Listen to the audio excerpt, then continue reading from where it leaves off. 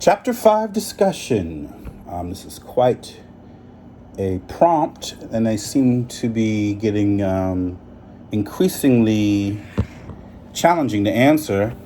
Interesting enough that they are not going in the order written in the book. Someone has read this book, Dr. Parks, and decided how to scaffold the discussions going into the thick of or coming out on the other side at the end of the course in this accelerated fashion. Okay, so with that context there, first I have to say, how might these connections, first I need to say is, after reading chapter 5 and learning that the prompt required to read two more readings, I was feeling challenged, but then really enjoyed the SRL reading, this self-regulated learning. Is it a test or is it a survey? It was a methodological way of learning. Did I get that word right? What two different piano students think before, during, and after practice sessions, which was very informative to me. Maybe it might be even a little too close to home, or very close to home, because I am a pianist and have experienced all sides of those thoughts expressed there. Helen, but I think I've been Susie a little bit more often than not. And so this was helpful in reminding me, and actually just in giving me other pointers on how to improve my own practice sessions, which of course I hope will result in my performing better. Trying to get back to the prompt. My computer is tripping. Oh no. Now I'm about to do this all over again. No. What is going on?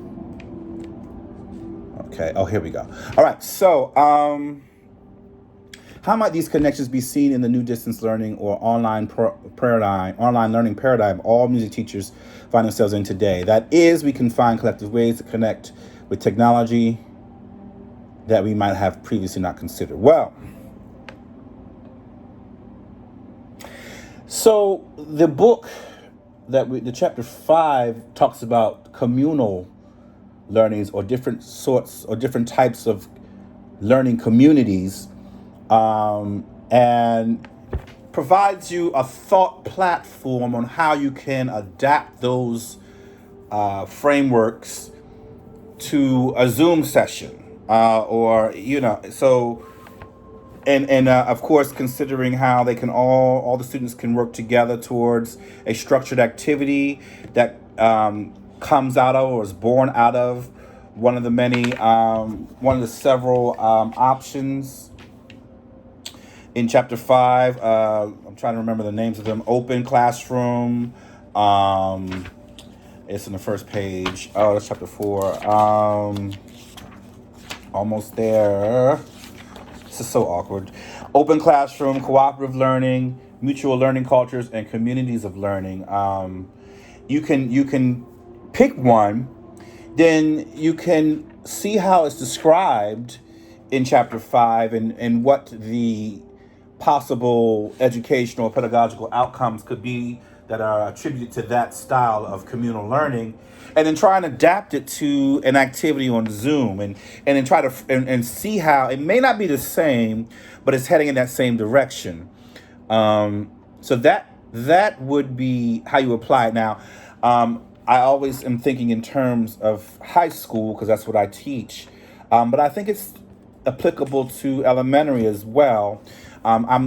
It's interesting that we haven't really studied the differences between what a lesson plan looks like for a high school versus an elementary school. What's the differences? Is it generally just shorter time, shorter meetings? Is it that the high school has more chunked in as far as learning targets, and elementary school is more parsed out, or there are different learning targets that are spread over a longer period of time and smaller inserts, if I should say. So maybe that is how you would approach, and of course, middle school is in the middle. Maybe that's how you would approach what I'm talking about in considering what you teach. Maybe the high school teacher could actually change the different types of communal learnings that are talked about in this chapter 5. Um, Maybe a little more aggressively than the elementary school teacher who has to spend more time really getting the students acclimated to it. And and Zoom, I don't know how the elementary teachers do it on Zoom. God bless you, I don't know how that works. So as high school, I can hold them a little more accountable. So but what is also interesting is the other reading, two readings actually, that really talk about how to break down what the thought is before, during, and after a practice session. So, if you were teaching a private lesson, which interesting how actually several of the things that were discussed in these readings and chapter 5, having just taken the applied course, the applied studio course with Dr. Goffey Finn, in summer session A, we learned several of those things mentioned about there, especially the flow theory and many other things about the aspects of a great private lesson, um, which I hope to be able to demonstrate my knowledge of this coming fall. So that if you were to instruct students via virtual, like maybe an ensemble especially, virtually, that giving them guidance about what to do cognitively during their practice session, and then having them reflect that and bring that reflection back to the class, writing it down and then sharing it to the class, and then having them all do that holistically, which will then regenerate motivation for other students to do it in the classroom as well by comparing their the amount of work they put into the forethought, the during, and the reflection process. They gave it different titles, different names. That forethought, performance, and self-reflection portions of their practicing, that can really drive a virtual instruction, an ensemble instruction that can really drive virtual ensemble instruction.